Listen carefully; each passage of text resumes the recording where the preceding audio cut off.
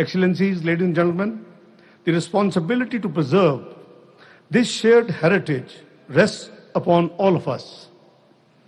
Transboundary rivers must bring nations closer through cooperation rather than divide them through confrontation.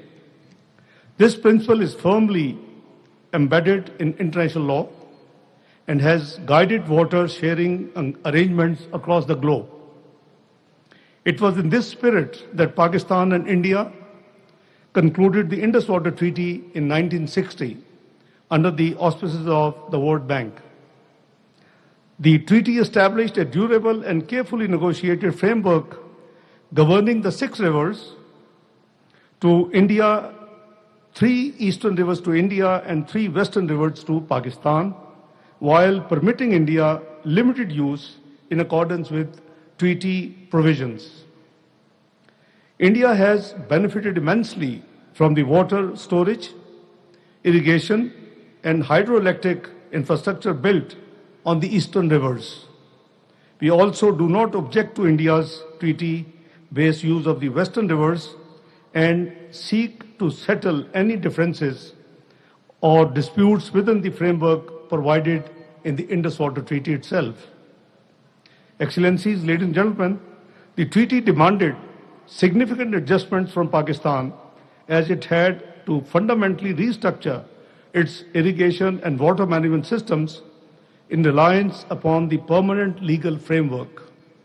Despite being disadvantaged along the banks of our eastern rivers, where due to India's unrestricted use, these rivers dried up in Pakistan, but we honored the treaty commitments and obligations in letter and spirit.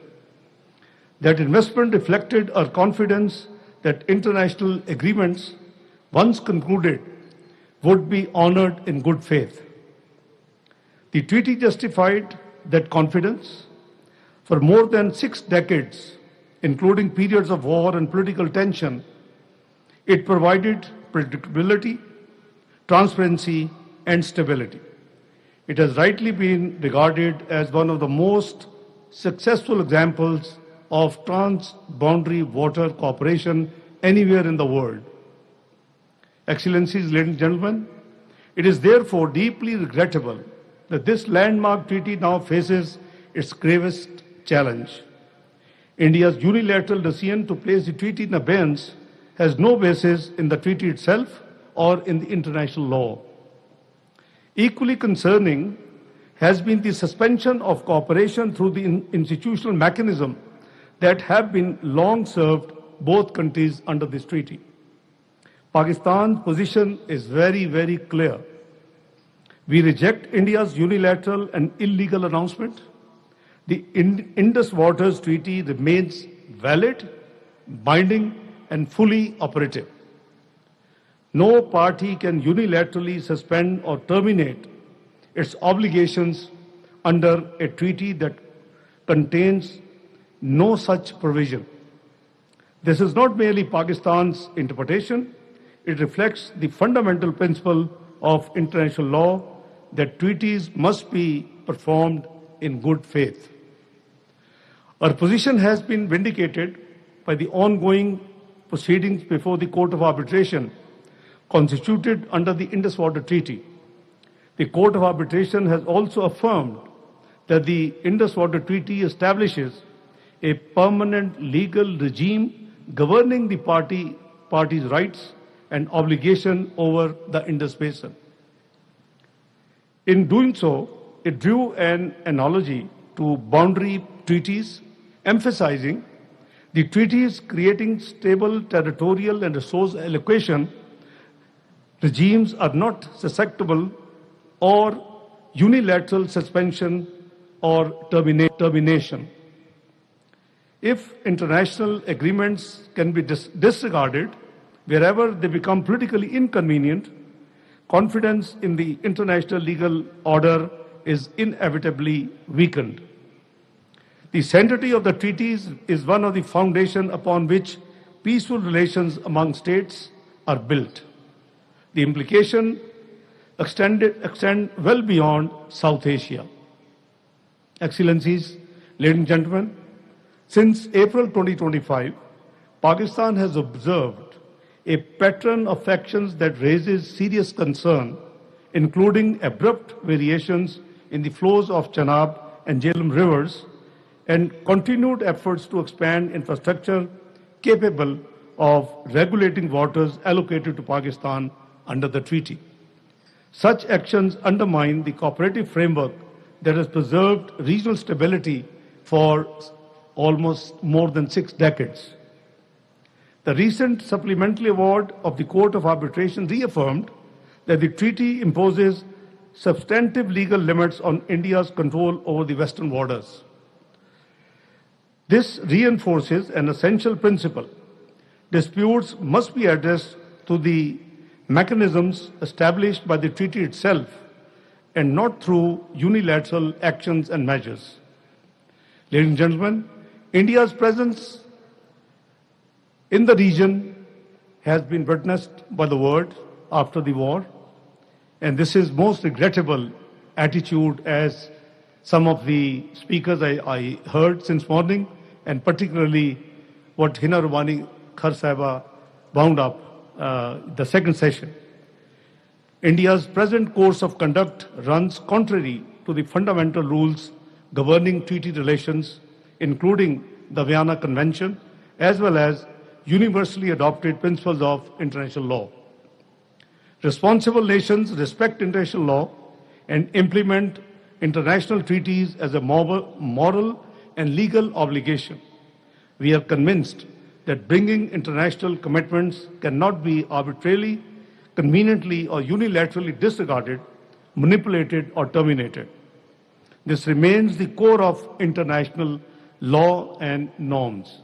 Incidentally, Pakistan has 2 years elected member seat in the UN Security Council from 1st of January 2025 to 31st of December 2026. So did Pakistan last year in July.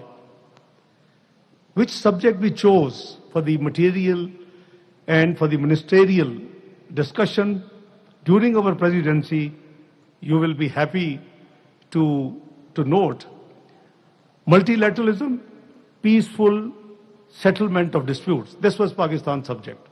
And it was dozens of countries took part. I personally went to preside that session, July 2025. So that shows Pakistan intent, Pakistan respect, and Pakistan's intentions about the respect for the international law and the treaties. Responsible nations respect international law and implement international treaties, as I said, as a moral and legal obligation. We are convinced that binding international commitments cannot be changed. We must be aware of the cost of derailing an international treaty on trans-boundary rivers, choosing confrontation by weaponizing shared waters and breaching international law and binding treaties. Such transgressions in international relations set dangerous precedents, dent national credibility, and challenge the foundations of interstate cooperation. Such actions erode the rules-based order which international peace and security rest. For Pakistan, this is not an abstract legal debate. Water is the lifeline of more than 250 million people, our nationals, our agriculture, our security, energy production, and economic development depend upon the uninterrupted flow of the 3 western rivers to Pakistan.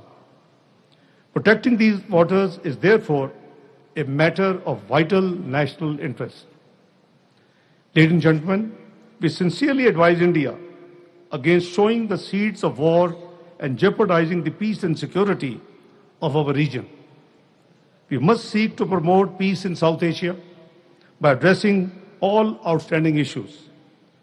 Pakistan has consistently sought to resolve differences through dialogue, diplomacy, and the treaty-based mechanisms agreed by both parties. We remain committed to these principles because lasting peace can only be built upon mutual respect, sovereign equality, and faithful implementation of international obligations. At the same time, there should be no misunderstanding. Any attempt to deprive Pakistan of the waters rightfully allocated to Pakistan under the Indus Water Treaty would have profound consequences for regional peace and security. Such actions serve neither country and would undermine the shared interest of nearly 2 billion people in the South Asia. Excellencies, ladies and gentlemen, South Asia faces enough shared challenges. Shared waters should become a source of cooperation, confidence, and regional integration, not coercion or confrontation. The Indus Water Treaty, signed over several decades ago and after several years of negotiations, was meant for best utilization of the available waters in the Indus Basin by both the countries, provided it is implemented in the spirit in which it was conceived, without being tapped in a zero-sum mentality. Pakistan remains steadfast in its commitment to peace, dialogue, and good neighborly relations. We seek neither confrontation nor conflict. We seek respect for international law, faithful implementation of treaty obligations, respect for each other's water rights, and cooperation that serves the interests of present and future generations. At the same time, we will not allow a rightful share of water resources to be misappropriated and will safeguard and defend our rights and interests under international law through all available means. You might recall that after the May 2025 war, and rather after Pahalgam incident, and after the announcement of India to hold the treaty in abeyance, there was a National Security Committee meeting in Pakistan, chaired by Prime Minister Muhammad Shahbaz Sharif. National Security Committee comprises of the civil and military leadership, and they were unanimous in declaring that any diversion, any interruption, and any reduction in the rights of Pakistan vis-a-vis Indus Water Treaty will be treated as an act of war. And we decided this, we mean it, and we will make sure that our rights are not prejudiced or abused. I can say Pakistan has demonstrated to be a very careful country which tried to contribute to bring peace and security in this region. I'm referring to the US-Iran conflict. Recently, you have all observed. Pakistan did its best to bring together on the negotiation table two parties which have never shook hands in the last 47 years. 10th and 11th of April this year, these two countries, we managed to convince that they sat on the same table, direct dialogue, after 47 years. Some countries like our neighbor used to call Pakistan a terrorist country. Pakistan is today known as peacemaker of the region in South Asia, alhamdulillah. This is the country which has been now in the recent Oslo forum. The US envoy said Pakistan has become the net security provider of this region. Pakistan believes in dignity, respect, no matter how small a country is or how big a country is. They are all equal in the foreign policy of Pakistan. We respect them all. The UN Security Council was created for what? For peace and security. And that peace and security is the main responsibility which is being sabotaged by our neighbor through an act of, I would say, illegal declaration of treaty in abeyance. This is not on. It will never be acceptable. We have to work within the treaty mechanism. You just read from one of the speaker, Article 12 very clearly spells out that how this treaty can be changed, how this treaty can be, superseded. It is only by mutual consent. And there's a mechanism, there's a three-tier mechanism in the treaty itself, how to resolve the disputes. So, one-sided, any action by our neighbor, they would be making a mistake. They did make a mistake last year. The Pahalgam incident, Pakistan had nothing to do with it. Within hours, Pakistan Prime Minister Muhammad Shahbaz Sharif made an open offer. And the international community is very well witness to that offer, that we are ready to undergo and agree to any international investigation of the Pahalgam incident, which actually led to their declaration of treaty in abeyance. Could it be like earlier similar incidents in India, which led to 5th of August 2019 by declaring Jammu and Kashmir as part of India, by all of a sudden changing its constitution? So please don't play these mistakes and don't play these dramas. I think we should live like good neighbors. My parliamentary colleague just shared with you, Pakistan has made in the past number of attempts. Obviously, Hina Ruwani Khar Sahiba belongs to People's Party.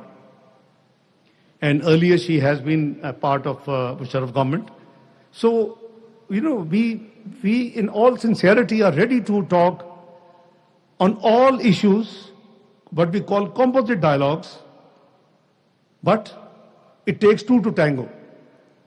It's not that Pakistan would like to do something and the other side would not take it. They become so narrow-minded that even the sports are not subjected to this Hindutva, philosophy. See the recent elections in Bihar. What happened? 40 million people were disenfranchised and they were deprived to vote. So you see, that is their, internal matters, but I think the world community must take notice of it. It is certainly not desirable. This region houses over 2 billion human beings, and we are all bound by the UN, though that institution was created for such purposes. The UN Security Council main mandate is security and peace. So this is a clear subject which the global community must impress upon in order to have peace in the region. So in conclusion, the Indus Water Treaty is not merely, as I said, a water sharing arrangement, but a vital instrument of regional peace, stability, and cooperation. Let us reaffirm that shared waters must never be weaponized.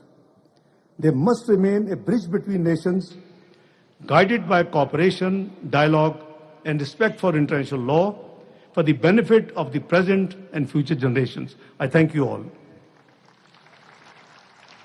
नायब वज़ीर आज़म इशाक़ डार सेंतास मुआहदे पर बैनुल-अक़वामी seminar से खिताब कर रहे थे। उनका कहना था कि पानी का रुख मोड़ने या रोकने की भारतीय कोशिश को जंग के मुतनादिफ इक़दाम तस्वुर किया जाएगा। पानी रोकने की कोशिश पर जवाबी कार्रवाई का फैसला सिविल और अस्करी क़यादत ने मुत्तफ़क़ा तौर पर किया था। हमारी खारजा पॉलिसी की बुनियाद तमाम ममालिक के साथ बाहमी एहतराम बराबरी पर मबनी है। Pakistan's foreign policy and international engagement, and as president of the Institute of Regional Studies, he continues to promote informed dialogue, rigorous research and constructive policy discourse on issues of regional and global importance. Ambassador Johar Salim, the floor is yours.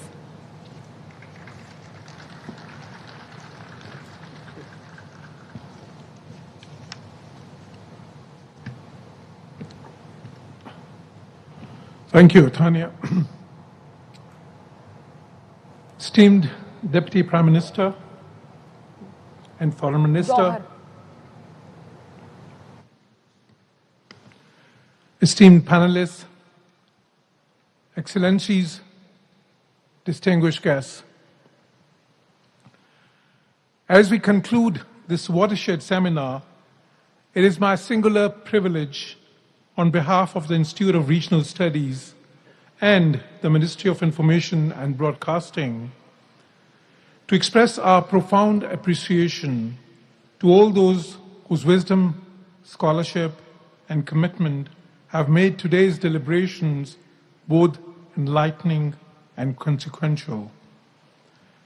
Our discourse today has been greatly enriched by the gracious presence of the Deputy Prime Minister. A participation that reflected the paramount importance Pakistan attaches to safeguarding its water security, while steadfastly upholding international law and promoting regional peace.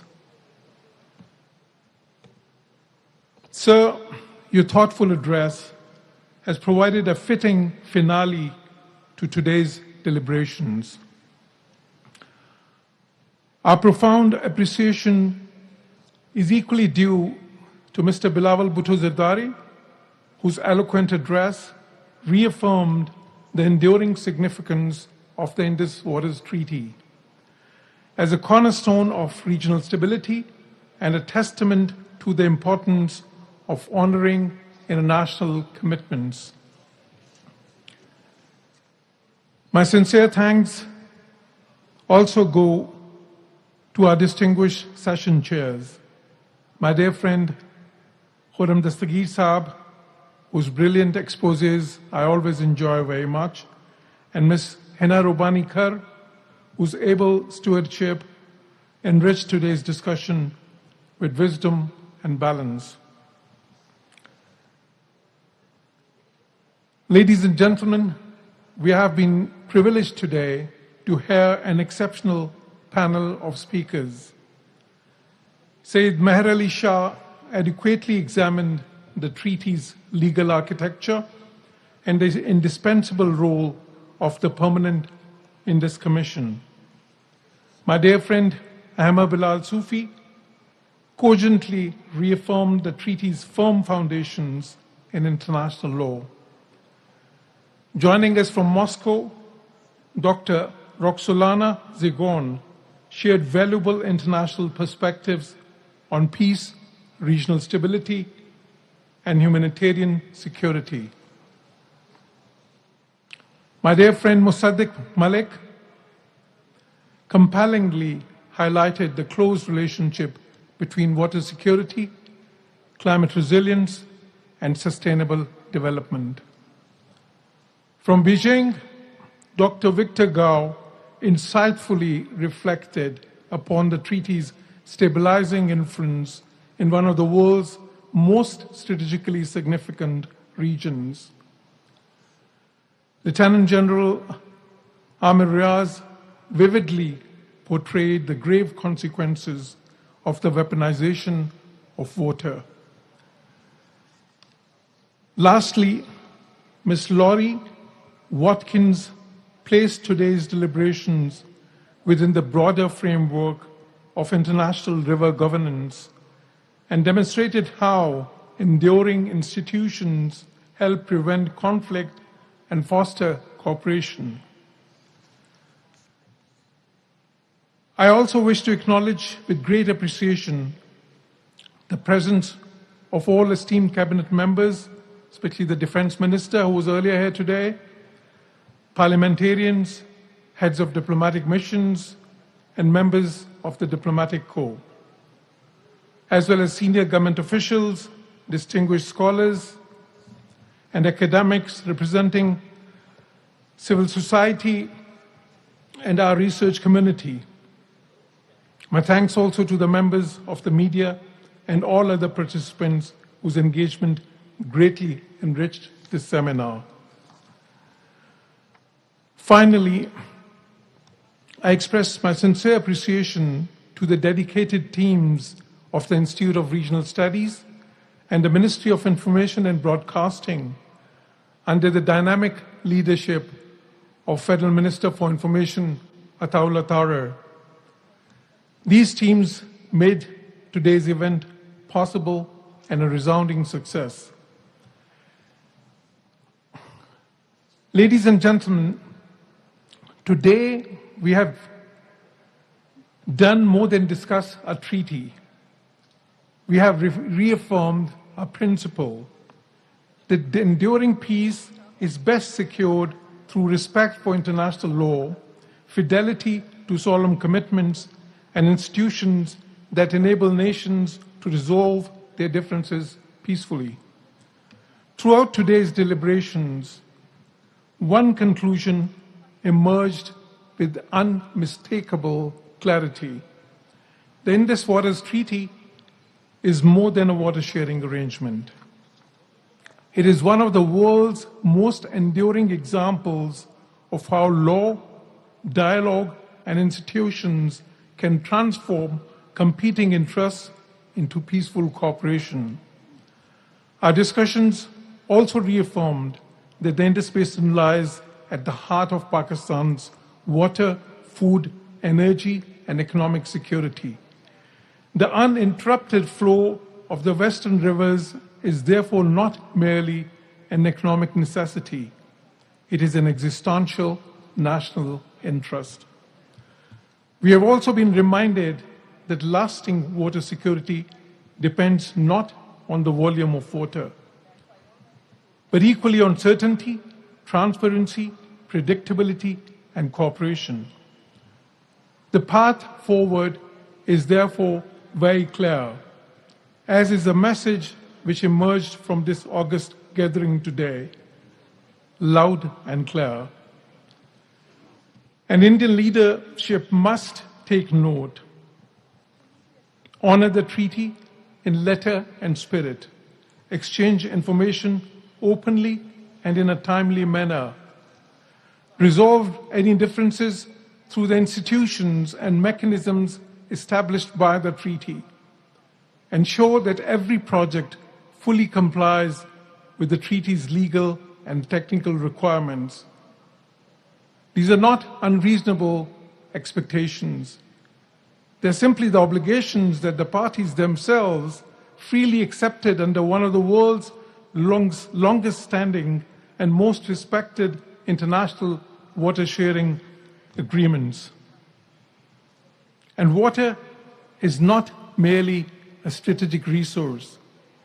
It is the source of life itself, as the Holy Quran reminds us. And we made from water every living thing. Its stewardship therefore demands wisdom, restraint, and a shared sense of responsibility.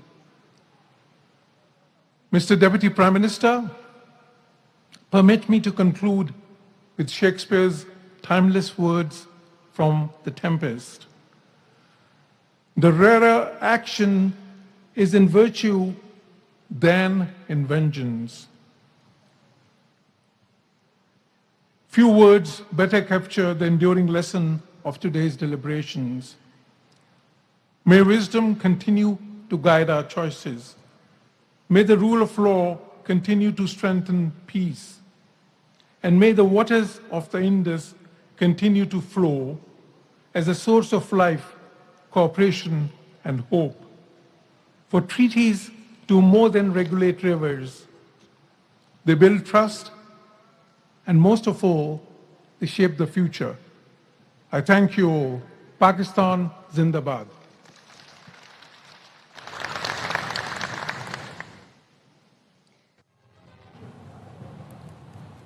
Sindh मुआहदे से मुताल्लिक बैनुल अक़वामी seminar जारी है।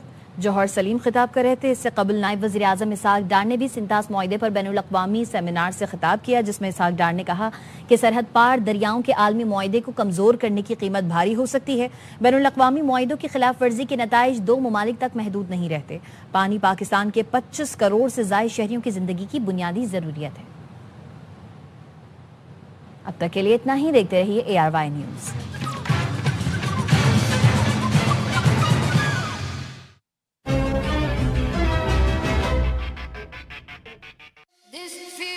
The secret to my ultimate glass-like skin. Pond Skin Institute का Bright Beauty Face Wash. Powered by niacinamide, removes dust and pollution. जो दे मुझे 4 times brightness for that ultimate glass-like skin. Because when you choose Ponds, miracles happen. Pakistan's #1 selling face wash. भाभी कड़केगी। भाभी नहीं, express power कड़केगा। Express power, दागोन बचतौन।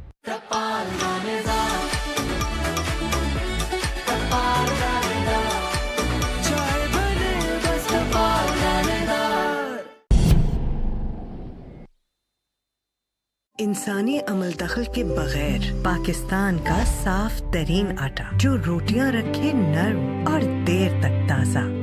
ग़िज़ा चक्की आटा, नर्म रोटी देर तक। बागी वाले बाद में पहले ठंड मचा, मुझे प्यास चुकी मुंह में आया बुलबुला, रेफिन ग्रीन कभी आता नहीं कम मजा, जरा ठंड मचा, ठंड मचा, ठंड मचा।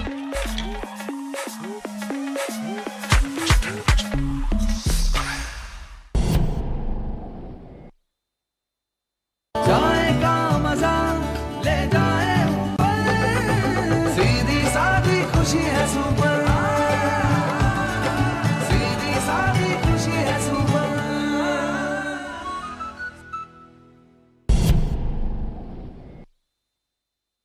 जाएगा मजा ले जाए सीधी सादी खुशी है सुपर, सीधी सादी खुशी है सुपर। आपके बढ़ते बच्चे के लिए नेस्ले सिरिलैक लाया एक नई ऑफर। वही बड़ी ग़िज़ा अब मिलेगी 15% एक्स्ट्रा, यानी के 65 रुपए की बड़ी बचत के साथ। नेस्ले सिरिलैक, नन्हे पेट की बड़ी ग़िज़ा।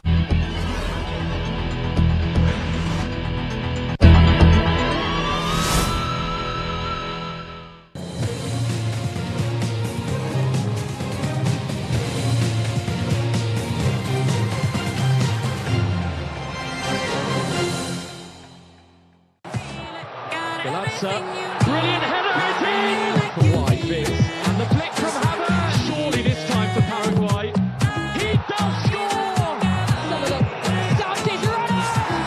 We meet at a grave hour. We meet at a time when the world has been reminded that a waterway is not merely geography. It is power, it is commerce, it is food, it is fuel, it is life. The world saw the Strait of Hormuz become the center of confrontation between Iran and the United States. It saw the Islamabad Memorandum of Understanding announced with Pakistan's mediation try to reopen that artery of global economy and halt a wider descent into war. The United States and Iran agreed to cease hostilities and reopen the strait, through which roughly 1/5 of the world's oil and liquefied natural gas normally transits. What was the closing of Hormuz? Let us call it by its name. It was the weaponization of a waterway. It was the conversion of a maritime passage into an instrument of compulsion. It was an economic weapon deployed not by mushroom cloud, but by blockade, fear, insurance premiums, empty tankers, rising prices, and trembling markets. Just as no ceasefire and no peace can be achieved between the United States and Iran with the Strait of Hormuz shut, similarly, how can any ceasefire between India and Pakistan hold without the Indus Water Treaty being restored? From Hormuz, we must turn to the Indus, because what is true of the Strait of Hormuz is true with even greater intimacy and greater cruelty of the Indus Basin. A strait may carry the oil of nations. The Indus carries the life of nations. India had announced its intention to abandon the Indus Waters Treaty as part of their unjustified assault on Pakistan last summer. It is a war that is internationally recognized as one that India lost. Even India's greatest allies can't help but marvel at the number of planes downed by Pakistan. Pakistan, emerging victorious from this David versus Goliath scale conflict, has reshaped the geopolitics of the region. The concept of propping up India as a net security provider in the region has been abandoned and the world has moved on. However, I must caution, while Pakistan has stuck to the ceasefire, which were to be discussed, whereas Pakistan has stuck to the terms of the ceasefire, India has not. There were clear and explicit terms of the ceasefire which were to be discussed at a meeting in a neutral location where all friction points were to be addressed. We were to return to the status ante in the meantime, which would of course include India returning to its obligations under the Indus Waters Treaty prior to this dispute. It has not. Therefore, a year on, it is a legitimate question for Pakistan to answer. Do we still abide by a ceasefire that leaves far too many questions unanswered? Just as one could not imagine warring parties agreeing to a ceasefire, let alone peace, without a free-flowing Strait of Hormuz, how can Pakistan be expected to sustain a ceasefire when India continues to pose an existential threat? Let there be no ambiguity in Islamabad, in New Delhi, in Washington, in Beijing, in London, at the United Nations. This is not a technical dispute. This is not a clerical quarrel between commissioners. This is not a matter of paperwork, hydrology, or administrative abeyance. This is the weaponization of water.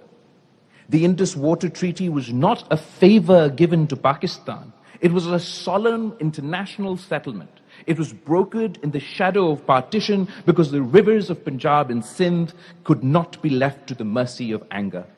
The World Bank states plainly that the treaty allocates the western rivers, the Indus, Jhelum, Chenab, to Pakistan, and the eastern rivers to India, while allowing each side limited uses on rivers allocated to the other. So when India says it will place this treaty in abeyance, India is not merely suspending meetings. It is striking at an international compact that has survived wars, crises, mobilizations, and generations of hostility. And what is the Indus to Pakistan? It is not a river on a map. It is our bread, it is our cotton, it is our wheat, it is our fields of Sindh, our orchards of Punjab, our waters of Khyber Pakhtunkhwa, our channels of Balochistan. It is our farmer at dawn. It is our mothers drawing water, our children eating roti, our worker in the mill, our prayer before the harvest. To cut the Indus is not to pressure a government, it is to threaten a people. Pakistan has over 200 million souls. No state, no prime minister, no army, no court, no parliament, no political party, and no generation has the right to stand silent while the lifeline of those souls is placed under the shadow of coercion. We must therefore speak with the seriousness that this situation demands.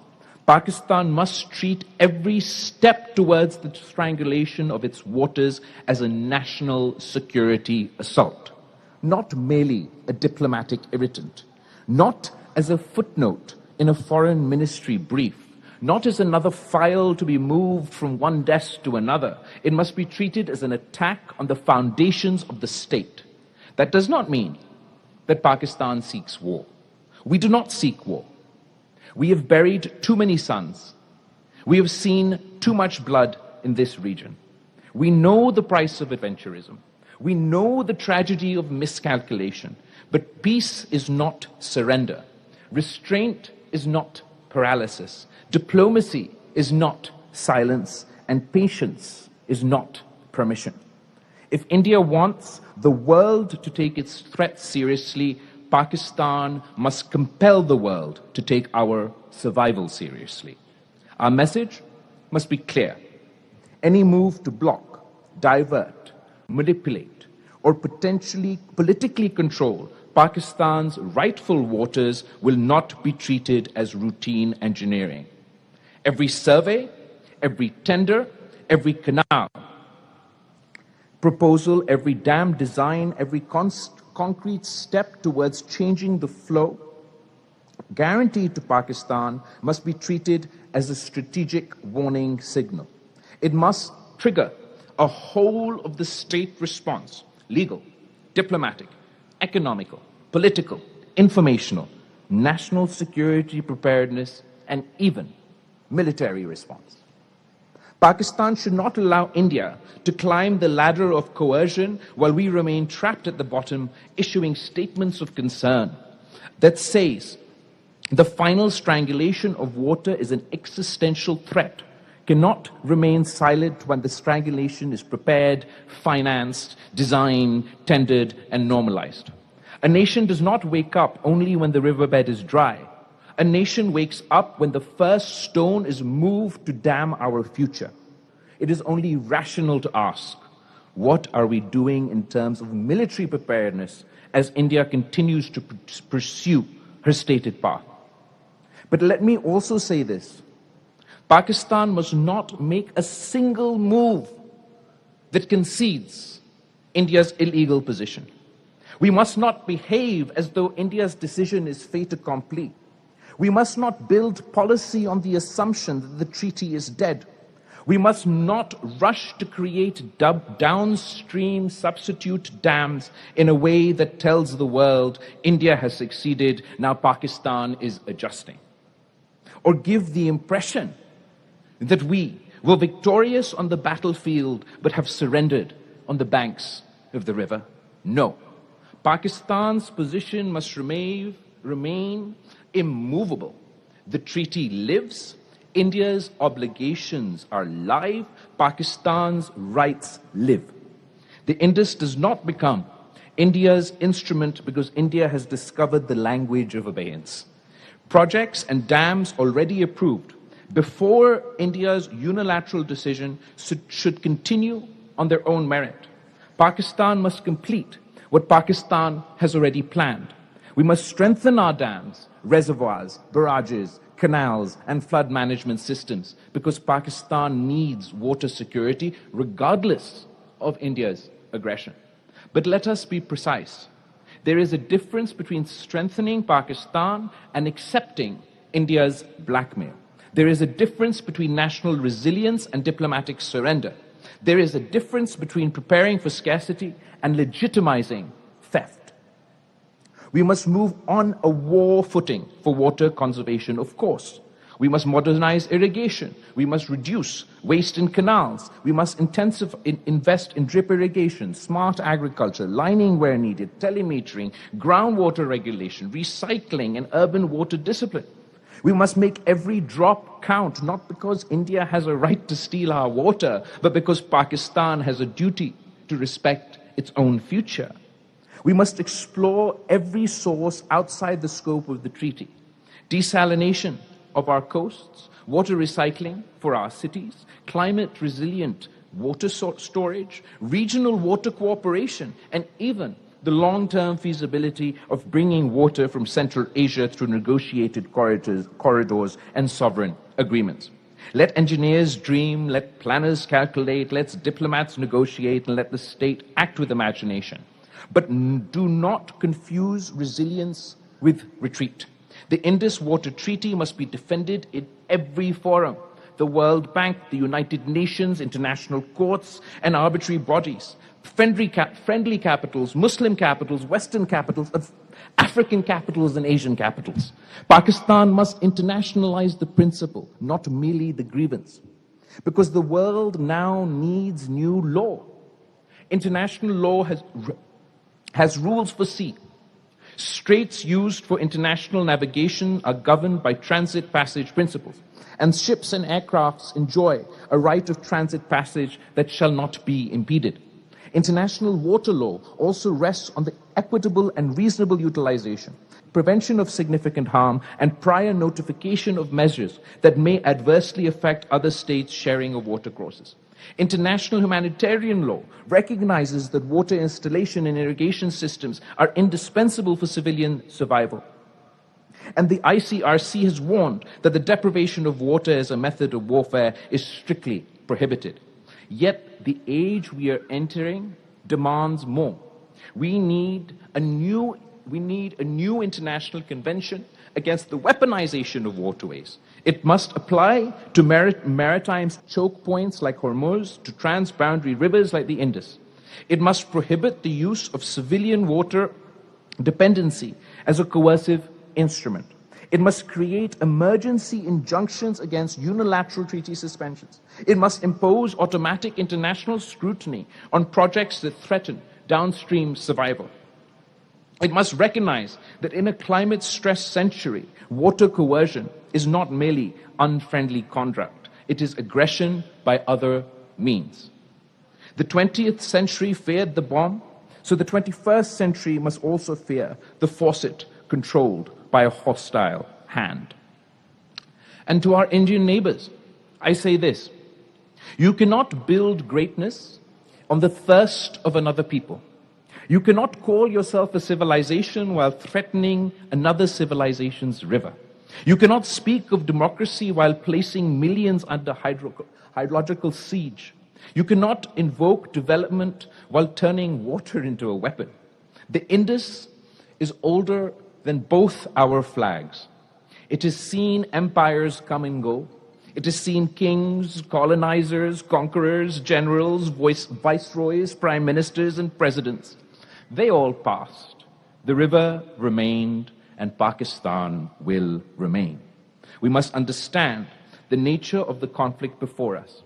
It is not confined to one front. It is not only a matter of borders. Pakistan is being targeted through proxies, through propaganda, through economic pressures, through attempts at diplomatic isolation, through hybrid warfare, through the politics of fear, and now through the politics of water. This is war by other means. When a state seeks to isolate you, destabilize you, blame you, bleed you, then threaten the river that sustains your people, you are already in a war of national survival. Whether the guns are firing every day or not, the only test is not the only test of war. The test is whether the life of the nation is being targeted. And today, the life of the nation is being targeted. So let us rise above party, above province, above faction, above the petty quarrels that have so often weakened us. The Indus does not belong to one government. It does not belong to one party. It does not belong to one province. It belongs to Pakistan. It belongs to history. Let there be unity in Parliament. Let there be clarity at GHQ. Let there be resolve in the Foreign Office. Let there be urgency across government. Let there be science in our university. Let there be sacrifice in our politics. And let there be discipline in our people. We do not ask for charity. We demand law. We do not ask for sympathy. We demand justice. We do not ask for permission to live. We assert our right to life. Pakistan must say to the world, the Indus cannot be held hostage. The treaty cannot be suspended by arrogance. The river cannot be turned into a weapon. The thirst of children cannot become the policy of a neighboring state. And Pakistan must say to India, do not mistake our divisions for weakness. Do not mistake our restraint for fear. Do not mistake our appeal to law for lack of resolve. We have survived partition. We have survived war. We have survived terror. We have survived floods. We have survived dictatorships, sanctions, conspiracies, and betrayals, and we are still here. The Indus made us patient. The Indus made us fertile. And the Indus made us stubborn. And if anyone believes that Pakistan will surrender the Sindhu, they do not know Pakistan. They do not know Sindh. They do not know Punjab. They do not know Balochistan. They do not know Khyber Pakhtunkhwa. They do not know Kashmir or Gilgit-Baltistan. They do not know the people who have lived by these rivers for thousands and thousands of years. We want peace, but peace with dignity. We want dialogue, but dialogue under law. We want coexistence, but not submission. So from this seminar, from this city, from this moment, let a message go forth. Pakistan will defend its water, its people, its treaty, its sovereignty, and its future. The world should not pretend that the strangulation of the Indus is a technical dispute. It is in public literature on Pakistan's deterrence posture. Economic strangulation has long been treated as one of the gravest thresholds, and stopping the Indus has been understood as falling within this category. Therefore, when India weaponizes water, it is not merely violating a treaty, it is pushing South Asia towards the edge of strategic catastrophe. If we see an attack on our rivers as a military assault, we must respond militarily as well.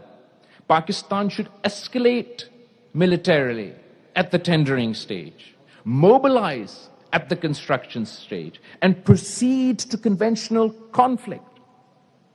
And if all else fails, our waters are truly cut off. The Indus is not negotiable. The Sindhu is not for surrender. Let the world understand the danger of what India has done. No power, however large, however arrogant, however insignificant, could existential defeat upon Pakistan. And what is more existential than water? A nation may survive sanctions. A nation may survive isolation. A nation may survive diplomatic pressures. But no nation can survive the deliberate strangulation of its rivers that feeds its fields, its children, and its future. This is why the Indus cannot be treated as an ordinary dispute. This is why the suspension of the Indus water treaties cannot be treated as diplomatic theater. This is why every capital in the world must understand the weaponization of the Indus is not a bureaucratic act, it is a strategic act. Pakistan has never hidden from the world that economic strangulation is among the greatest threats to its survival. Therefore, India must not be allowed to believe that it can climb step by step towards water strangulation while the world yawns, while institutions debate vocabulary, while diplomats search for softer phrases, and while Pakistan is expected to remain quiet until the riverbed is dry. No. A nation does not defend its life only at the final moment. A nation defends its life at the first warning. Every move towards coercive control of Pakistan's waters must be understood as an escalation in a national security crisis. Every declaration, every project, every administrative step, every attempt to normalize unilateral control over flows guaranteed to Pakistan must be answered with seriousness, unity, preparedness, and the full force of sovereign resolve.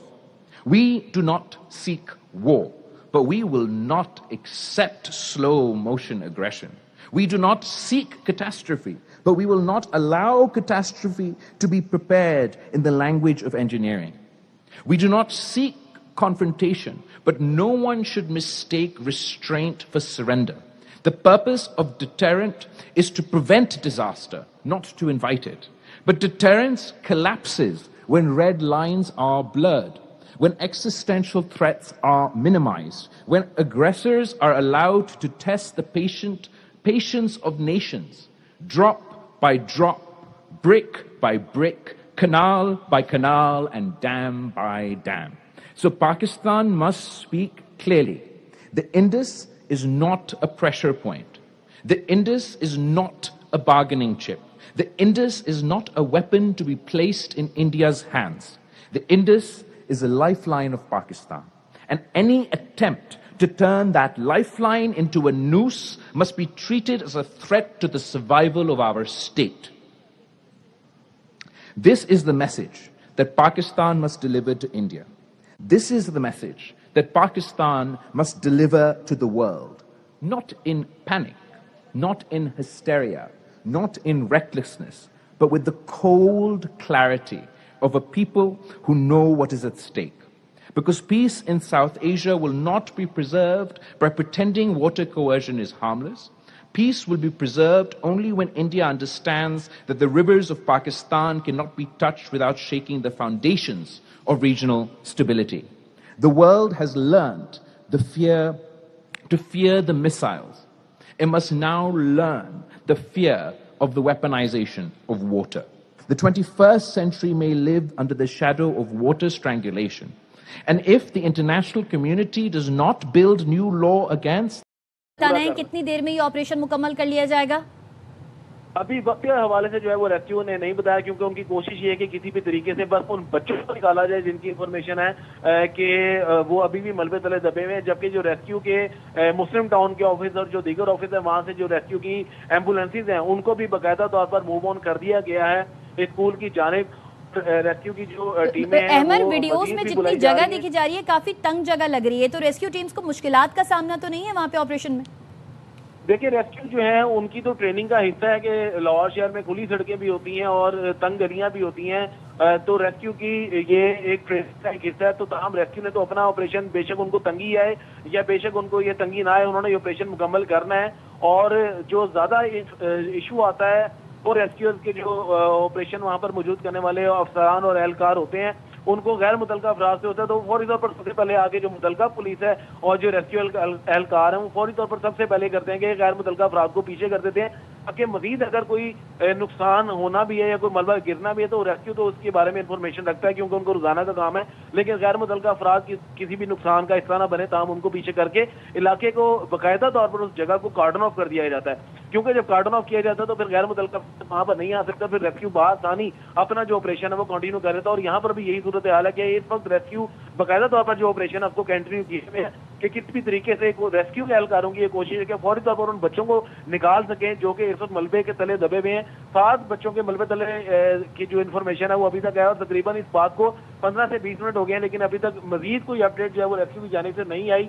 लेकिन क्योंकि 1 घंटे से ज्यादा का वक्त हो चुका है इस इंफॉर्मेशन को कि छत गिरी है, अफसोसनाक वाकया जो है इसको गुजरे हुए तकरीबन 1 घंटा हो चुका है। तो अब तक जो मजबूरी तौर पर इंफॉर्मेशन थी वो यही थी कि 35 बच्चों का बताया गया था कि 35 बच्चे जो हैं इस क्लासरूम में पढ़ रहे थे और वो मलबे तले दबे हैं, जबकि 28 बच्चों को जो है वो वहां से रेस्क्यू कर लिया गया, जिनमें से 10 की जो हालत है वो इंतहाई तशवीशनाक है, जबकि 18 की जो हालत है वो थोड़ी सी बेहतर बताई जा रही है, जिनको जो लाहौर के मुतलका हॉस्पिटल है जो कि काना का एक सबसे पहले हॉस्पिटल करीब था इलाके में वहां पर लेके गए। फिर उसके बाद जो है वो अब जनरल हॉस्पिटल और जो चिल्ड्रन हॉस्पिटल है वो भी तकरीबन 5 से 6 घंटे की मुसाफर 5 से 6 किलोमीटर की मुसाफत पर है, तो वहां पर जो है उनको बच्चों को मुंतकिल किया जा रहा है। ताहम अभी भी रेस्क्यू का जो ऑपरेशन है वो जारी और सारी है, क्योंकि उनकी कोशिश है कि किसी भी तरीके से फौरी तौर पर उन बच्चों तक पहुंचा जाए जो कि मलबे तले दबे हुए हैं और उनको रेस्क्यू करके उनको जिंदा हालत में निकालने में ही जो है वो रेस्क्यू की भी कामयाबी है। ताहम तमाम तर उनकी कोशिश यही है कि किसी भी तरीके से ऑपरेशन को तेज करके और इस ऑपरेशन को मुकम्मल करें कि बच्चों को जिंदा हालत में वहां से निकालें। बिल्कुल, हम दुआगो भी हैं कि ये 7 बच्चे जो हैं वो बखैर आफियत यहाँ से निकाल लिए जाएं और अपने माँ बाप तक वो पहुंचें। अहमद, ये बताइए कि इस बिल्डिंग का जो मालिक है वो कहाँ पर है, उसकी कोई इत्तला या खैर खबर, या जो ये जो ट्यूशन सेंटर है इसकी निगरानी, ये किसकी ज़ेरे निगरानी था, इसका कोई जो प्रिंसिपल होगा वो कहाँ पर है? देखिए, ये एक ट्यूशन सेंटर था जो है वो बताया गया है और ये कुर्बान स्कूल के नाम से। अब इसका जो मालिक था और जो प्रिंसिपल था ये वहाँ पर मौके में मौजूद हैं या नहीं है, ये चीज़ जो है अब ज़ाहिरी बात है तफ्तीश का हिस्सा बनेगी, क्योंकि इतना बड़ा जब सामने हो जाता तो फिर उसमें पुलिस और फिर जो हमारे हुकूमतें हैं वो भी बाकायदा तौर पर खुद साख्ता तौर पर नोटिस लेते हैं और फिर इसकी जो इन्फॉर्मेशन है उसको कलेक्ट करने के लिए बाकायदा तहकीकाती जो है वो कमेटियां बना दी जाती हैं। तो ये एक आम जो है वो मामला नहीं है और ना ही एक आम जो है वो वाकया पेश हुआ है, इंतहाई अफसोसनाक वाकया जिसमें इतने ज्यादा बच्चे जो हैं वो जख्मी हुए। जाहिर बात है अगर वो 1 या 2 बच्चे भी एक घर से आते हैं तो वो पूरी एक फैमिली डिस्टर्ब हो गई।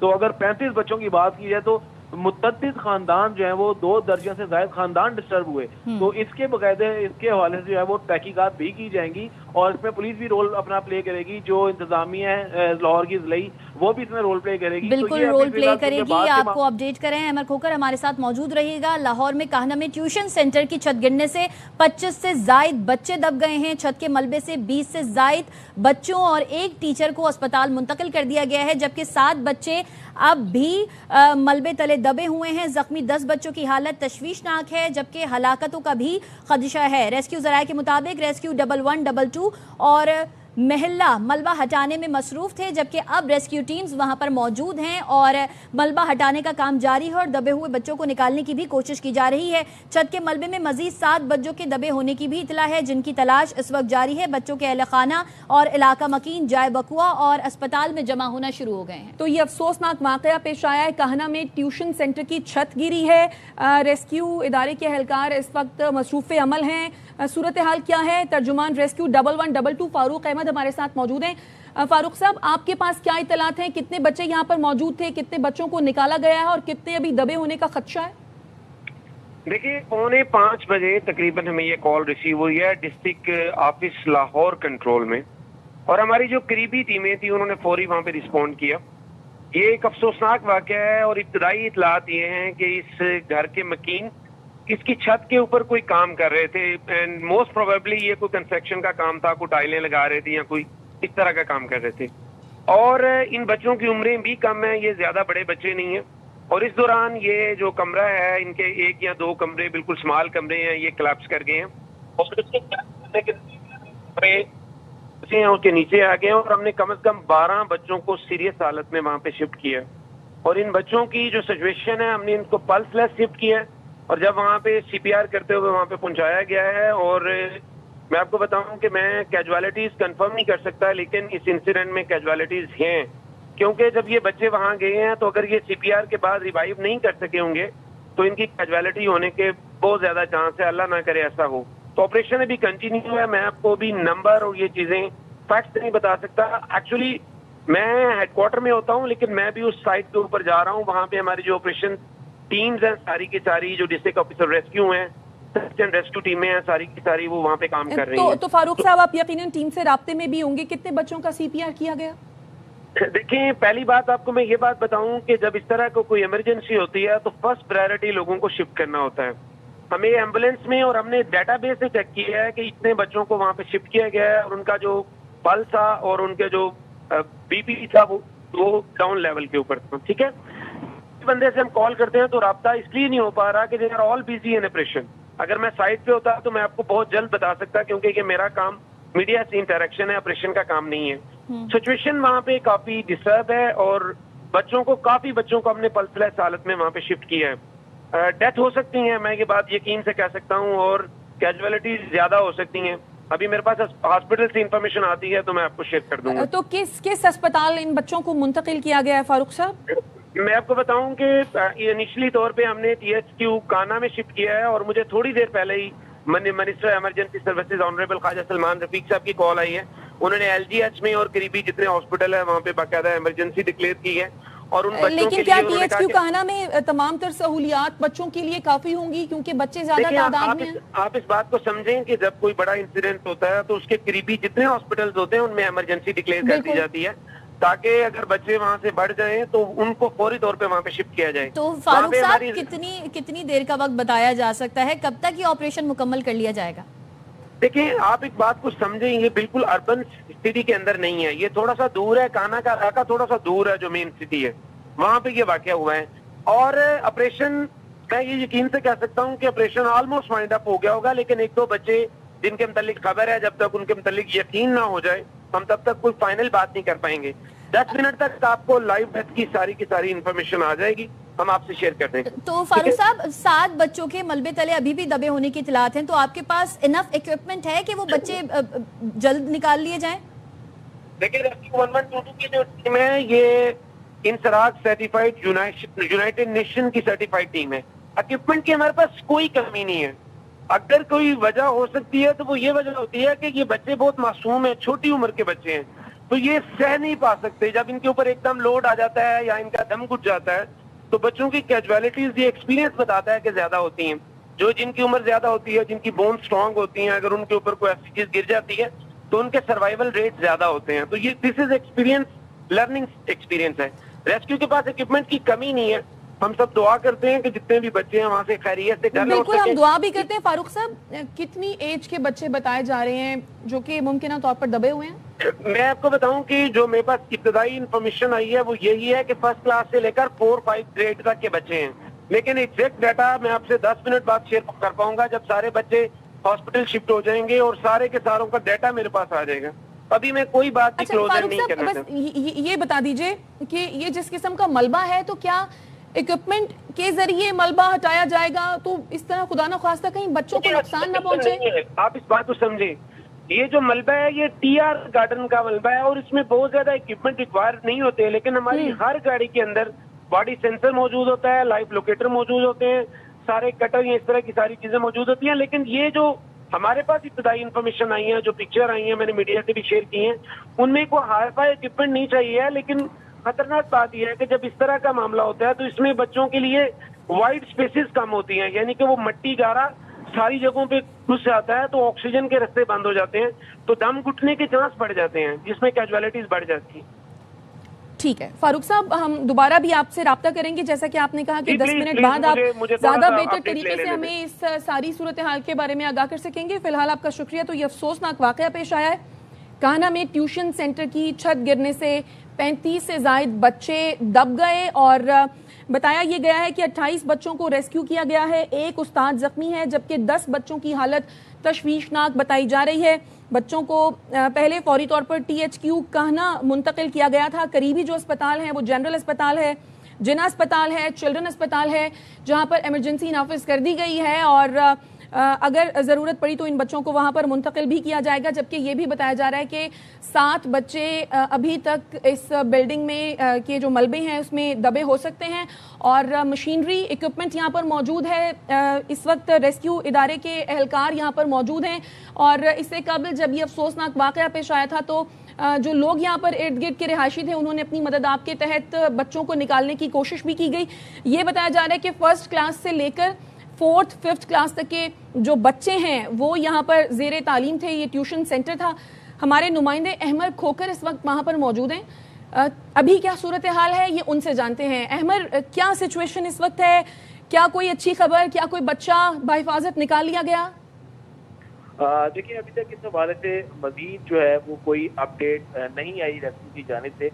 لیکن جو ریسکیو کے اہلکار ہیں وہ اپنا آپریشن کرنے میں مصروف عمل ہیں لیکن مزید جو ہے وہ اپڈیٹ نہیں آئی. لیکن ریسکیو کے جو ٹیمیں ہیں وہ لگی ہوئی ہیں کسی بھی طریقے سے کیونکہ ان کی جو انفارمیشن ہے ان کو یہی انفارمیشن ملی ہے کہ جب یہ ٹی آر گارڈر کی چھت گری ہے تو تقریباً 35 کے قریب بچے جو ہے وہ نیچے پڑ رہے تھے اور جن میں سے ابھی تک آپریشن کر کے ریسکیو کی جانب سے 28 بچوں کو جو ہے وہ نکال لیا گیا ہے جبکہ جن میں سے 10 کی حالت انتہائی تشویشناک بتائی جا رہی ہے. جیسے کہ ابھی فاروق صاحب جو ہے ریسکیو کے انفارمیشن وہ بھی پاس آن کر رہے تھے کہ کچھ ایسے بچے بھی تھے جن کی جو ہے وہ پلس ڈیڈ تھی. لیکن ابھی جو مزید کنفرمیشن ہے کسی بھی چیز کے حوالے سے وہ ہاسپٹل کی جانب سے ہی ابھی ملے گی. لیکن 28 بچوں کو ٹوٹل ریسکیو ابتدائی انفارمیشن کے مطابق وہاں سے نکال لیا گیا ہے جن میں سے 10 کی جو حالت ہے وہ انتہائی تشویشناک ہے جبکہ 18 بچے جو ہیں وہ 18 جو مزید زخمی ہوتے بچے ان کو بھی نکال لیا گیا ہے. متعلقہ جو ہاسپٹل ہے کانا کا وہاں پر بچوں کو شفٹ کیا گیا ہے اور کچھ ایمبولینسز جو ہیں وہ پھر جنرل ہاسپٹل اور کیونکہ یہاں سے تقریباً 5 سے 8 کلومیٹر کا ڈسٹینس پڑتا ہے چلڈرن ہاسپٹل اور جنرل ہاسپٹل کا تو وہاں پر بھی ایمرجنسی جو ہے وہ نافذ کر دی گئی ہے اور کچھ ایمبولینسز کو جو ہے وہ وہاں پر بھی موو کیا گیا ہے. لیکن ابتدائی طور پہ جو ہے وہ کانا کے متعلقہ ہاسپٹل میں بچوں کو لے کے گیا گیا ہے. اس وقت جو انفارمیشن ریسکیو کے پاس ہے جس کے اوپر وہ ورک کر رہے ہیں وہ یہی ہے کہ تقریباً 7 بچوں کی ابھی بھی ابتدائی طور پر انفارمیشن ہے کہ وہ ابھی بھی ملبے تلے دبے ہیں. 7 بچوں کی ابھی بھی یہی انفارمیشن ہے کہ وہ ملبے تلے دبے ہیں. امر آپ ہمارے ساتھ موجود رہے گا. محمد ساجد نمائندہ کانا ہمارے ساتھ اس وقت موجود ہیں. ساجد بتائیے گا آپ کے پاس کیا اپڈیٹس ہیں اس وقت, کیا تازہ ترین صورتحال ہے اور کتنے بچے اب تک نکالے جا چکے ہیں؟ میں اس وقت اس جگہ پر موجود ہوں جہاں یہ افسوسناک واقعہ پیش آیا جس میں تقریباً بتایا جاتا ہے کہ 21 بچے شامل تھے اور ایک ان کی ٹیچر شامل تھی جن میں سے تقریباً 15 کی حالت وہ بتا رہے ہیں کہ انتہائی نازک ہے جبکہ جو 6 بچے ہیں ان کو نکالا گیا وہ کچھ کو زخم آئے ہوئے ہیں, کچھ معمولی زخمی ہیں, جبکہ ٹیچر کی حالت بھی بہتر بتائی جا رہی ہے. لیکن 15 کے قریب بچوں کی حالت بتائی جاتی ہے کہ وہ اس وقت انتہائی کریٹیکل کنڈیشن میں ہیں, یا موسٹلی جو ہمیں یہاں ادارے موجود ہیں ان سے کنفرمیشن مل رہی ہے تو وہ ان کے مطابق 15 سے 20 بچے, جو 15 بچے کم از کم تھا اس میں سے وہ کہتے ہیں جی کہ جو نا ان کی اس کے بارے میں کہہ رہے ہیں کہ جی ان کی شاید ہلاکت ہو چکی ہے. اچھا ساجد, یہ بتائیے کیا طریقہ اختیار کیا جا رہا ہے ملبہ ہٹانے کے لیے تاکہ بچوں کو نکالا جا سکے اس وقت؟ جی آپ نے جیسا فوٹیج میں دیکھا کہ اندر ریسکیو اہلکار موجود ہیں اور وہ مسلسل ملبہ ہٹا رہے ہیں. ان کے مطابق کچھ بچے جو ہیں وہ ملبے کے ابھی بھی نیچے موجود ہیں جن کو وہ ملبے سے نکال رہے ہیں. میری اس وقت ڈی سی لاہور, اے سی نشتر ٹاؤن اور متعلقہ جو انتظامیہ ہے وہ سب ادھر موجود ہے اور پہنچ چکی ہے, اور ابھی فی الحال موقف دینے سے انہوں نے انکار کر دیا. انہوں نے کہا جی ہمیں جیسے ہی کوئی صدقہ. اچھا تو ساجد, ہماری ترجمان ریسکیو پنجاب فاروق احمد صاحب سے بات ہوئی, انہوں نے کہا کہ زخمیوں کو نکالنے کے لیے ان کے پاس تمام تر وسائل موجود ہیں. آن گراؤنڈ جو ٹیمز موجود ہیں ان کا کیا بتانا ہے؟ جی اس وقت جو میں اس وقت آن گراؤنڈ آپ کو بتا سکتا ہوں کہ فی الحال وقت کوئی بھی کسی قسم کی بھی مشینری یہاں موجود نہیں ہے, صرف ان کو ہاتھوں سے ہی نکالا جا رہا ہے. مشینری کسی قسم کا استعمال نہیں ہوا, کیونکہ اس کی ایک مین وجہ ہے کہ جس جگہ پہ یہ اکیڈمی موجود ہے وہ جگہ بالکل تنگ سی ہے اور تنگ سی گلی میں موجود ہے, جس کی وجہ سے مشینری کا آپریشن وہاں تقریباً ناممکن ہے. اس لیے وہ زیادہ تر کام جو ہے ہاتھوں سے لیا جا رہا ہے. اچھا ساجد, یہ بتائیے, یہ کیا بتایا جا رہا ہے کہ کوئی تعمیراتی کام ہو رہا تھا جس کے سبب یہ افسوسناک واقعہ پیش آیا؟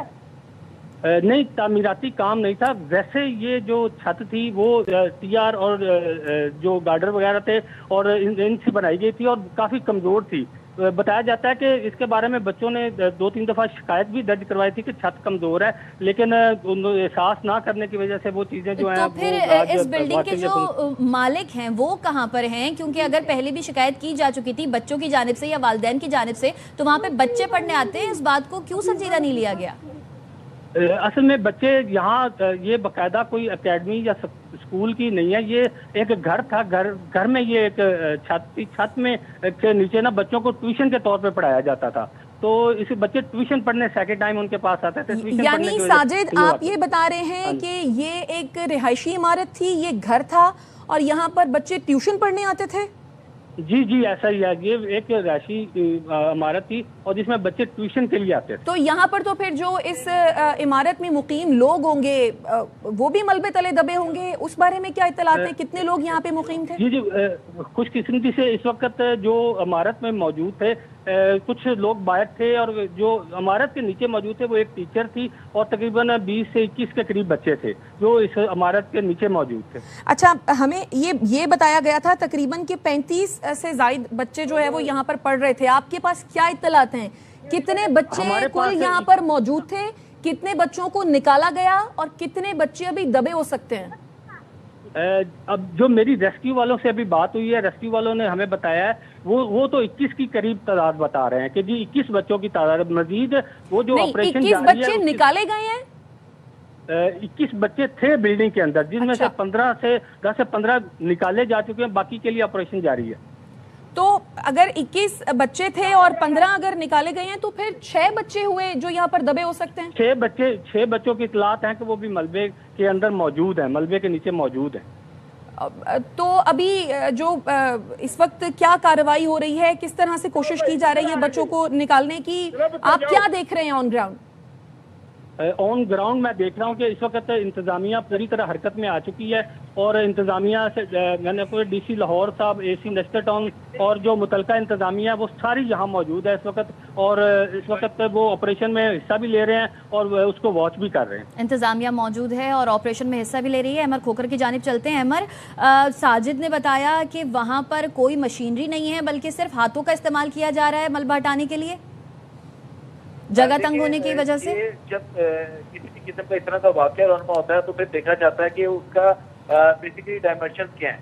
تو جو اس وقت چھت گری ہے اور جس طریقے کی یہ گلی ہے تو اس کے مطابق پہلے کس طریقے سے جو ہے وہ ریسکیو بچوں کو کیا جا سکتا ہے اس جو ہے وہ زور دیا جاتا ہے. تو ریسکیو کی ٹیمیں وہاں پر پہنچی ہیں اور فوری طور پر انہوں نے اپنے مطابق اور اپنی جو ان کی ٹریننگ ہوتی ہے اس کے مطابق فوری طور پر یہ آپریشن جب شروع کیا تو اس میں ان کو کافی حد تک جلد ہی کامیابی مل گئی، کیونکہ کافی بچوں کو انہوں نے ایسے ہی نکالا ہے وداؤٹ مشینری.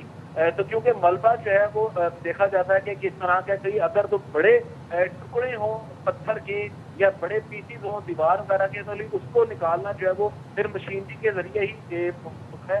لیکن اس وقت جو ہے یہ صورتحال ہے کہ جو ریسکیو ہے اس کا آپریشن بھی جاری ہے، اور وہاں پر جو متعلقہ ضلعی انتظامیہ کی ٹیمیں ہیں وہ بھی موجود ہے، ریسکیو بھی موجود ہے، پولیس بھی موجود ہے، جبکہ EB کی جو ایمبولینسز ہیں ان کو بھی وہاں پر ایمرجنسی کے طور پر وہ بھی وہاں پر موجود ہیں، جبکہ ریسکیو کے ایکسٹرا جو ٹیمیں ہیں اس کو بھی بلا لیا گیا ہے، جو کہ مسلم ٹاؤن ان کا مین آفس ہے، وہاں سے بھی ایمبولینسز کو بلا لیا گیا ہے. اور ریسکیو کا سب طریقہ جو ہے احمد، جو بچے ملبے تلے دبے ہیں ان کا کچھ معلوم ہو سکا ہے؟ کون ہے بچے، کیا نام ہے ان کی، اور والدین سے بات ہوئی ہے؟ ان کے والدین پہنچے ہیں وہاں؟ دیکھیں جو بچوں کے والدین ہیں وہ کسی بھی طریقے سے یہاں پر یا پھر ہاسپٹل پر پہنچ رہے ہیں، کیونکہ بچوں کو زخمی حالت میں جب ہاسپٹل لے کے گیا اور جب ان کے گھروں میں انفارمیشن کچھ میڈیا کے ذریعے پہنچنا شروع ہوئی ہے اور کچھ ان کے علاقے سے تو فوراً جو والدین ہیں، کیونکہ ایک افراتفری کا ماحول ہے، تو والدین جو ہے جو قارب جو ہیں، جو دوست احباب ہیں، جو علاقے والے ہیں، وہ کچھ جو ہے وہیں پر موجود ہیں، کچھ جو ہیں وہ بغیر ہاسپٹل میں موجود ہیں. کسی قسم کی ابھی کوئی لسٹ جاری نہیں ہوئی کہ جو بچے زخمی ہیں ان کے نام کیا ہیں، کیونکہ ابھی جو ہے وہ چیزیں ابتدائی طور پر دیکھی جا رہی ہیں. ابھی ایگزیکٹلی طور پر تعداد بھی سامنے نہیں آئی کہ آیا بچے جو ہیں وہ 25 سے 30 سے، لیکن جو انفارمیشن کالر کے مطابق دیکھی جاتی ہے، ہم نے وہ پاس آن ریسکیو کی انفارمیشن کے مطابق ہی کرنی ہوتی ہے. جو کالر تھا اس نے یہ ابتدائی طور پر انفارمیشن پاس آن کی ہے ریسکیو کہ یہاں پر TR گارڈن کی جو ہے وہ چھت گری اور بچے پڑھ رہے تھے، اور یہ ٹیوشن سینٹر سے جو ہے وہ شام میں بنا ہوا تھا. تو کالر کی ابتدائی انفارمیشن کے مطابق تقریباً 30 سے زائد بچے جو ہیں وہ بتائے جا رہے ہیں. اب یہ تمام تر جو تفصیلات ہیں، جو حقائق پر مبنی تفصیلات ہوں گی، وہ ہوں گی سامنے آئیں گی باقاعدہ طور پر ریسکیو آپریشن مکمل ہونے کے بعد، کہ کتنے بچے جو ہیں وہ ایگزیکٹلی طور پر تشویشناک حالت میں ہیں، کتنے بچے کون سے ہاسپٹل میں ہیں، اور کتنے بچے کھانا کے ہاسپٹل میں ہیں، کتنے بچوں کو چیلن لے کے گئے یا ان کے نام کیا ہیں. یہ تمام تر تفصیلات آپریشن کے مکمل ہونے کے بعد ہوگی، کیونکہ ابھی جو ہے وہ آپریشن کیا جا رہا ہے. بالکل، ابھی آپریشن جاری ہے، اور جب آپریشن مکمل ہوگا تبھی تمام حقائق سامنے آئیں گے. ابھی ترجمان ریسکیو 1122 فاروق احمد ہم سے گفتگو کر رہے تھے، تو وہ یہ بتا رہے تھے کہ جس طرح بچوں کو CPR دیا گیا، ہلاکتوں کا بھی خدشہ انہوں نے ظاہر کیا. اس بارے میں آپ تک کوئی معلومات پہنچی ہو؟ دیکھیں، ہلاکتوں کے خدشے کی بات جہاں تک ہے وہ یہی ہے کہ جب ریسکیو ٹیموں نے وہاں سے بچوں کو نکالا تو ان میں سے چند بچے ایسے تھے جو کہ ان کو محسوس ہوا کہ ان کی جو پلس ہے وہ حرکت میں نہیں ہے، لیکن پھر بھی ان کو CPR جو ہے وہ دیا گیا ہے. اور فوری طور پر ایسے بچوں کو زیادہ جو ہے وہ ایمرجنسی پہ فوری طور پر لے کے جایا جاتا ہے، کیونکہ وہ ایمرجنسی کیسز زیادہ ہوتے ہیں. تو پہلی پریورٹی ان کی تھی کہ فوری طور پر ان کو ہاسپٹل لے کے جائے تاکہ ان کی جان جو ہے وہ بچائی جا سکے. اب ان کو جب ریسکیو کا کیونکہ روز کا کام ہے اور ریسکیو اس طرح کے کیسز جو ہے وہ روزانہ کی بنیاد سے دیکھتی ہے، تو جو پلس ڈیڈ ریسیو ہونا ہے یہ ویسے تو ایک انتہائی خطرناک لفظ ہے، لیکن تاہم ہماری جو ہے وہ دعا بھی ہے کہ اللہ تعالیٰ جو ہے وہ ان بچوں کو محفوظ رکھے کسی طریقے سے. لیکن اس حوالے سے بھی جو انفارمیشن ہے وہ ایگزیکٹلی جو ہے وہ پاس آن ہوگی جب یہ ریسکیو آپریشن مکمل کیا جائے گا، کیونکہ جو ٹیمز ہیں وہ ہاسپٹل لے کر بچوں کو روانہ ہو چکی ہیں. بچے جو ہیں وہ احمد، اس وقت ہم جو مناظر اپنی ٹیلی ویژن اسکرین پر دیکھ رہے ہیں، ان میں کہیں کہیں ہمیں مائیں بھی نظر آ رہی ہیں جو اپنے بچوں کی منتظر ہوں گی کہ خدا نہ خواستہ کہیں ان کا بچہ یہاں تو نہیں دبا ہوا، کہیں خدا نہ خواستہ اسپتال میں تو نہیں ہے. ان سے اگر آپ کی بات ہوئی ہو؟ دیکھیں، نگاہیں جو ہیں وہ اپنے بچوں کو تلاش کر رہی ہیں، لیکن لب جو ہے وہ خاموش ہے، پریشان ہے. اور اس کی وجہ یہ ہے کہ میں نے آپ کو بتایا کہ اگر یہاں پر 21 بچے ہوں، 30 ہوں یا 35 ہوں، تو خدا نہ خواستہ وہ ہر بچے کے ساتھ ایک فیملی ہے. اور اگر ایک گھر سے 2 بچے ہیں تو ان کے اوپر جو ان کی جو حالت ہے وہ تو زیادہ جو ہے وہ بگڑی ہوئی ہے. تو اس طرح تمام تر خاندان جو ہے وہ متاثر ہوئے ہوئے ہیں اور کافی زیادہ پریشان بھی ہیں. اس وقت یہاں پر ماحول جو ہے وہ تھوڑا افراتفری کا ماحول ہے کہ لوگ یہ دیکھ رہے ہیں کہ ہمارا بچہ اگر زخمی ہوا ہے تو وہ کس ہاسپٹل میں ہے. وہ فوری طور پر انفارمیشن ریسکیو سے ملتی ہے تو وہ وہاں پر بھاگتے ہیں، یا پھر اگر ان کے بچے کی انفارمیشن ان کو ہاسپٹل سے بھی نہیں مل رہی تو پھر وہ دوبارہ اسی طرف آتے ہیں جہاں پر یہ افسوسناک واقعہ جو ہے وہ رونما ہوا ہے. تو اس وقت معاملات یہ ہیں کہ ریسکیو کی جانب سے آپریشن جاری ہے ईडी की टीमें जो है यहाँ पर मौके पे मौजूद है, रेस्क्यू की टीमें मौके पर मौजूद हैं और ये जो मेन काना है, मेन रोड फिरोजपुर रोड, उससे बकायदा थोड़ा एक गली में अंदर जाकर ही है, तो जो बड़ी रेस्क्यू की गाड़ियां हैं या जो बड़ी मशीनरी है उसका गली में आना जो है वो मुमकिन नहीं है। लेकिन रेस्क्यूअर्स जो हैं वो अपने तरीकेकार से, क्योंकि वो ट्रेन शुदा होते हैं, तो इस तरह की गलियों में अगर कोई वाकया बड़ा हो जाए तो किस तरह उन्होंने वो उसको देखना होता है, उस हिसाब से ही बाकायदा तौर पर इसको लेकर चल रहे हैं। और जैसे ही रेस्क्यू की टीमें पहुंची थी तो उनको इसमें कामयाबी ये मिली कि वो फौरी तौर पर जो है बच्चों को, काफी ज्यादा तादाद में बच्चों को ठीक है। अहमर आप हमारे साथ मौजूद रहिएगा। सैयद साजिद भी हमारे साथ इस वक्त मौजूद हैं। साजिद, बताइएगा अब क्या सूरत हाल है वहाँ पर, क्या तफसीलात हैं, क्या अपडेट्स हैं? बच्चे कितना वक्त बताया जा रहा है मलबा हटाने में, कितना वक्त लगेगा? मलबे से क्योंकि मलबा कोई आधा से पौना घंटा लग जाएगा मलबे को हटाने के सिलसिले में। मेरे पास जो इतलात इस वक्त आई हैं उसके मुताबिक तकरीबन 14 बच्चों की एक्सपायरी की इतलात मेरे पास आ चुकी हैं, जो मुख्तलिफ राय इसको कंफर्म भी कर रहे हैं। और ये बताया जा रहा है कि ये एक रहायशी घर था जिसमें बच्चे ट्यूशन के लिए आते थे और वो इस वक्त घर में वो टीचर मौजूद थी जो इनको पढ़ाती थी, टीचर मौजूद थी और इसके अलावा घर में कोई फर्द मौजूद नहीं था। महल्ले फौरी तौर पे जब छत गिरी है तो महल्लेदार उन्होंने इकट्ठे होकर फौरी तौर पे इसका एक्शन शुरू कर दिया और मलबा हटाना शुरू कर दिया, जिससे जो टीचर थी उसके बारे में बताया जा रहा है कि उसकी हालत का थोड़ी सी बेहतर बताई जा रही है और उसे जनरल अस्पताल मुंतकिल कर दिया गया है। जी अच्छा साजिद, ये क्या एक मंजिला इमारत थी? इमारत के बारे में जरा बताएं। जी बिल्कुल, ये एक मंजिला इमारत थी और ये तकरीबन काफी पुरानी इमारत भी मालूम होती है, जिससे अंदाजा होता है कि ये जो वाकया पेश आया है ये इमारत का पुराना होने की वजह से ये वाकया पेश आया है। और ये एक घर था जो रहायशी घर था, उसमें बच्चे ट्यूशन के लिए आए हुए थे और बच्चों को ट्यूशन पढ़ा रही थी। वो जो औरत जिसका घर था वही बच्चों को ट्यूशन पढ़ा रही थी, लेकिन अचानक छत गिरने की वजह से बच्चे और दूसरी चीजें नीचे आ गए। ठीक है, आप हमारे साथ ही मौजूद रहिए। ये अफसोसनाक वाकया पेश आया है, लाहौर का इलाका है कहना, जहां ट्यूशन सेंटर की छत गिरने से अब तक की इतलात के मुताबिक 25 से ज्यादा बच्चे दब गए हैं और छत के मलबे से कुछ बच्चों को निकाला भी गया है। एक टीचर को अस्पताल मुंतकिल किया गया। हमारे नुमाइंदे के मुताबिक ये एक रिहायशी घर था जहां पर बच्चे ट्यूशन पढ़ने के लिए आते थे। ये एक मंजिला इमारत है जो कि खस्ता हाल बताई जा रही है और इसी सबब ये अफसोसनाक वाकया पेश आया है। 10 बच्चों की हालत तशवीशनाक बताई जा रही है। सैयद साजिद हमारे नुमाइंदे इस वक्त जाए हादसा पर मौजूद हैं। ताज़ा तरीन सिचुएशन क्या है ये उन्हीं से जानते हैं।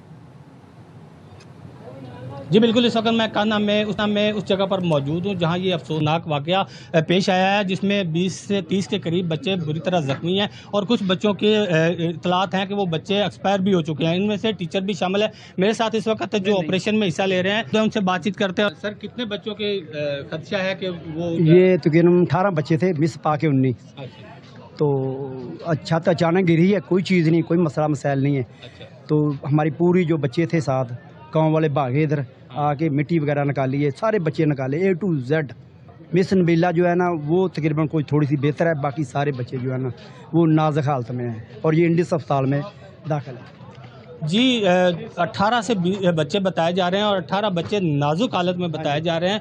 उनकी हालत बहुत नाजुक है। टीचर की कुछ कदरें बेहतर बताई जा रही है, लेकिन 18 जो बच्चे हैं वो उनकी हालत बहुत नाजुक है। और हमारे पास जो इतलात आ रही हैं, जो मुख्तलिफ ज़राए से हमारे पास इतलात पहुँच रही हैं, उनके मुताबिक 5 से 6 बच्चों की इतलात हमारे पास आती हैं और कुछ इतलात बता रही हैं कि 13 से 14 हैं। अब ये कन्फर्मेशन मज़ीद जैसे जैसे हमारे पास आएगी हम आपको उससे मुतला करते रहेंगे। जी बिल्कुल, और 18 से 20 बच्चों की हालत तशवीशनाक बताई जा रही है। कान्हा में ये अफसोसनाक वाकया पेश आया है एक ट्यूशन सेंटर पर, जहां पर छत गिरने से 25 से ज़ायद बच्चे दब गए हैं, जबकि अभी भी 7 बच्चे मलबे तले होने की इतलात आ रही हैं। ज़ख्मी बच्चों की हालत तशवीशनाक भी बताई जा रही है और हलाकतों का खदशा भी जाहिर किया जा रहा है। रेस्क्यू 1122 और अहले महल्ला जो है वो मलबा हटाने में मसरूफ़ है। तंग गली है, इस वजह से वहाँ पे कोई मशीनरी नहीं पहुँच पा रही है और जो रेस्क्यू टीम्स हैं वो अपने हाथों से ही मलबा हटाने की कोशिश कर रहे हैं। ऑपरेशन में कितना वक्त लगेगा ये भी अब तक क्लियर नहीं कर पा रहे हैं। आपको अपडेट कर रहे हैं, छत के मलबे से 20 से ज़ायद बच्चे जो हैं वो ज़ख्मी होने की इतलात हैं, जिन्हें THQ कहना मुंतकिल कर दिया गया है। बोसीदा एक बिल्डिंग थी, तर्जुमान पंजाब रेस्क्यू 1112 की जानिब से ये भी बताया गया कि छत पर कोई काम भी जारी था और एक ये बोसीदा बिल्डिंग थी जिसमें 35 बच्चे तालीम हासिल कर रहे थे जब ये अफसोसनाक वाक़या पेश आया। बिल्कुल, काहना में ट्यूशन सेंटर की छत गिरने से मुख्तलिफ इत्तलात मौसूल हो रही हैं कि 25 से ज़ायद बच्चे दब गए हैं और छत के मलबे से 20 से ज़ायद ज़ख्मी बच्चों और एक टीचर को अस्पताल मुंतकिल किया गया है, जबकि ये भी बताया जा रहा है कि ज़ख्मी कुछ बच्चे ऐसे हैं जिनकी हालत तशवीशनाक है और हलाकतों का खदशा भी ज़ाहिर किया गया है। रेस्क्यू 1112 और अहले मोहल्ला मलबा हटाने में इस वक्त मसरूफ़ हैं। और तर्जुमान रेस्क्यू 1112 फारूक अहमद ने आपसे कुछ देर कबल हमसे गुफ्तगू की थी, उन्होंने क्या कहा था आपको वो सुनवाते हैं। इतलात ये हैं कि इस घर के मकीन इसकी छत के ऊपर कोई काम कर रहे थे एंड मोस्ट प्रोबेबली ये कोई कंस्ट्रक्शन का काम था, कोई टाइलें लगा रहे थे या कोई इस तरह का काम कर रहे थे और इन बच्चों की उम्रें भी कम है, ये ज्यादा बड़े बच्चे नहीं हैं और इस दौरान ये जो कमरा है इनके 1 या 2 कमरे बिल्कुल स्मॉल कमरे हैं, ये कोलैप्स कर गए हैं। हमने कम से कम 12 बच्चों को सीरियस हालत में वहां पे शिफ्ट किया और इन बच्चों की जो सिचुएशन है हमने इनको पल्सलेस शिफ्ट किया और जब वहाँ पे CPR करते हुए वहाँ पे पहुंचाया गया है और मैं आपको बताऊं कि मैं कैजुअलिटीज कंफर्म नहीं कर सकता लेकिन इस इंसिडेंट में कैजुअलिटीज हैं। ऑपरेशन अभी कंटिन्यू है, मैं आपको भी नंबर और ये चीजें फैक्ट्स नहीं बता सकता। सिचुएशन वहाँ पे काफी डिस्टर्ब है और काफी बच्चों को हमने पल्सलेस हालत में वहाँ पे शिफ्ट किया है। मैं ये बात यकीन से कह सकता हूँ और कैजुअलिटीज ज्यादा हो सकती हैं। फारूक अहमद की आपने बात सुनी, उन्होंने कुछ देर कबल हमसे गुफ्तगू की थी और अब तक की ताज़ा तरीन सूरत हाल आपको बताएं तो काहना में ट्यूशन सेंटर की छत गिर गई है जिसमें 8 बच्चे जाँ बहक होने की इतलात हैं। MS अस्पताल की ये रिपोर्ट है, आपको बता रहे हैं कान्हा में ट्यूशन सेंटर की छत गिरने से 35 बच्चे दब गए। छत गिरने के वाक़ये में 8 बच्चे जाँ बहक होने की इतलात है। अहमद खोकर से मजीद जानते हैं। अहमद, 8 बच्चों के जाँ बहक होने की इतलात हम तक मौसूल हुई हैं, आप बताइएगा क्या अपडेट्स हैं। हाँ जी बिल्कुल, अभी ये 8 बच्चों की जाँ बहक होने की जो इन्फॉर्मेशन है वो भी आई है, जबकि इस हवाले से जो मजीद इन्फॉर्मेशन है वो चीज़ें जो है वो अभी मंजर यहाँ पर आहिस्ता आहिस्ता जो है वो आना शुरू हो गई हैं। अभी जो एक लिस्ट बकायदा तौर पर मंजर यहाँ पर आई है जिनमें 8 बच्चों की हलाकत का बताया गया है, उसमें एक महानूर है जिसकी उम्र 7 साल बताई जा रही है। महानूर फारूक इनका जो है वो नाम है, जबकि एक है रिमशा जिनकी उम्र 7 साल बताई जा रही है और ये हैं रिमशा आतिफ, इस तरह एक इर्तज़ा है इर्तज़ा आतिफ, इनकी उम्र 5 साल है, जबकि जो है वो तफसीला है इनकी उम्र 6 साल है और गुलाम नबी जो हैं उनकी उम्र 9 साल जो है वो बताई है। खदीजा हैं जिनकी उम्र 16 साल है और एक सुलेमान है, सुलेमान वसीम, उनकी उम्र 6 साल जो है बताई गई है और ये फवाद आबिद हैं जिसकी उम्र 8 साल बताई गई है। ये वो तमाम सर मैंने नाम जो है वो पढ़े हैं जो कि इंतहाई अफसोस के साथ मैं कहूँगा कि इनकी इंफॉर्मेशन ये आई है कि ये बच्चे इस हादसे में जहाँ बाग हो चुके हैं और इनमें जो सबसे ज़्यादा बड़ी उम्र की एक बच्ची खदीजा है, उसका उम्र 16 साल जो है वो सामने आई है, जबकि बाकी जो बच्चे हैं वो तमाम तर बच्चे ही तकरीबन अंडर 9 एज जो है वो कंसिडर हो रहे हैं। एक बच्चा है उसका नाम गुलाम नबी है, उसकी जो है बताया गया कि उसकी उम्र 9 साल है, तो एक बच्चा 5 साल, इस तरह ये 5 साल 6 साल 7 साल 9 साल और एक बच्ची सिर्फ खदीजा 16 साल। ये तकरीबन 8 बच्चे जो हैं उनके बारे में ये लिस्ट आई है। मैं एक मरतबा जो है वो दोबारा इनके नाम पढ़ देता हूँ कि इंतहाई अफसोस नाक जो है ये वाक़या रोनमा हुआ है और इंतहाई अफसोस के साथ ये बता रहा हूँ कि ये बच्चे जिनके मैं नाम ले रहा हूँ ये इस वाक़े में जाँ बहक हो गए हैं छत गिरने से, जिनमें एक है 7 साल महमूद। ठीक है अहमद, आप इस अफसोसनाक वाक़े के हवाले से हमें अपडेट कर रहे हैं। कान्हा में ट्यूशन सेंटर की छत गिरने से 35 बच्चे दब गए थे और इस अफसोसनाक वाक़े में 8 बच्चे जाँ बहक हुए हैं। MSTHQ कान्हा अस्पताल ने कंफर्म किया है इन बच्चों की उम्रें 5 साल 7 साल 6 साल 9 साल और 16 साल हैं। ये अफसोसनाक वाक़या पेश आया है। कान्हा में ट्यूशन सेंटर की छत गिर गई। ये एक रिहायशी इमारत थी, एक रिहायशी घर था जहां पर बच्चे ट्यूशन पढ़ने के लिए जाते थे और ये इस घर की छत बताया जा रहा है कि बोसीदा थी और आज ये छत गिर गई उस वक्त गिरी जब 35 बच्चे हुसूल तालीम के लिए यहाँ पर मौजूद थे। टीचर जख्मी हुई, उनकी हालत बेहतर बताई जाती है। 8 बच्चे जाँ बहक हुए हैं, जिनमें 7 साल की महनूर फारूक शामिल है, 5 साल की रिमशा आतिफ शामिल है, 9 साल का गुलाम नबी है, 16 साल की खदीजा है और 6 साल का सलमान भी शामिल है। ये अफसोसनाक वाक़या पेश आया है। और जबकि 7 बच्चे इस वक्त मलबे तले दबे हुए हैं और उनको निकालने के लिए कोशिश की जा रही है और सभी इस वक्त दुआगो हैं कि अल्लाह करे कि ये बच्चे बाहिफाजत निकाल लिए जाएं और ये बच्चे खैर खैरियत से अपने माँ बाप तक पहुँचें। रेस्क्यू इदारे इस वक्त रेस्क्यू इदारे के एहलकार यहाँ पर मौजूद हैं और रेस्क्यू इदारे के एहलकार यहाँ पर इन बच्चों को निकालने के लिए कोशिशें कर रहे हैं। इसके साथ साथ जो रिहायशी इर्द गिर्द के लोग हैं वो भी कोशिश कर रहे हैं कि इन बच्चों को बाहिफाजत निकाला जा सके। अफसोसनाक ये वाक़या पेश आया काहना में। ट्यूशन सेंटर की छत गिरने से 35 से ज़ायद बच्चे दब गए थे, जिसमें 8 बच्चे जाँ बहक हो गए हैं और ज़ख्मी 12 बच्चों की हालत तशवीशनाक बताई जा रही है। बिल्कुल, काहना में ट्यूशन सेंटर की छत गिर गई है जिसमें 8 बच्चे जाँ बहक हुए हैं। एमएस अस्पताल ने इस बात की तस्दीक भी कर दी है। रेस्क्यू हुकाम के मुताबिक 20 जख्मी बच्चों और एक टीचर को अस्पताल मुंतकिल किया गया। 12 से ज़ायद बच्चों की हालत तशवीशनाक बताई जा रही है। जख्मी बच्चों की उम्रें 4 से 10 साल के दरमियान बताई जा रही हैं, जबकि जाँ बहक बच्चों की उम्रें 5 साल, 7 साल, 6 साल और 7 साल बताई गई। काहना में ट्यूशन सेंटर की छत गिर गई, 8 बच्चे जाँ बहक हो गए। छत गिरने से मलबे तले 35 बच्चे दब गए थे। रेस्क्यू जराए का ये बताना है।